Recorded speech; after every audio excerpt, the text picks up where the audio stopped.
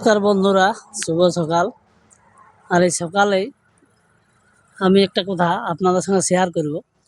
তো এই কথাটা শেয়ার করার মানে হচ্ছে যে মানে কলটা দেখতে পাচ্ছ, এই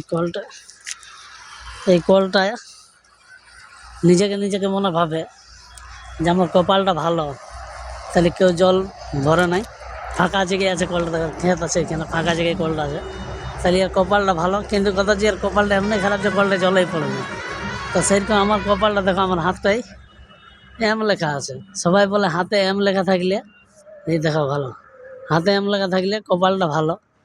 তো আমার কপালটা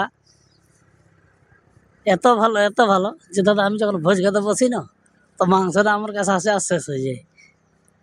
আরও 2 নম্বর হচ্ছে, আমি ভিডিও দেখেছি, আমার বউ যখন স্বাস্থ্যসাথী কার্ড করতে গেছিলি, সকাল 4টার লাইন, সকাল 11টার লাইনে বিকাল 4টার সময় লাইন পাই, আর 4টার সময় লাইন পাওয়ার পরে মেশিনটি যখন আমাদের কানটা ঢুকায়, সব মেশিনটাই গেল খারাপ হয়ে।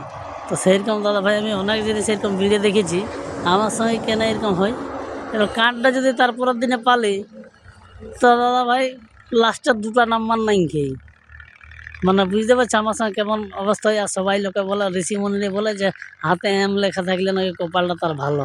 তো দাদা ভাই আপনারাই বলবেন আমার কপালটা কেমন ভালো।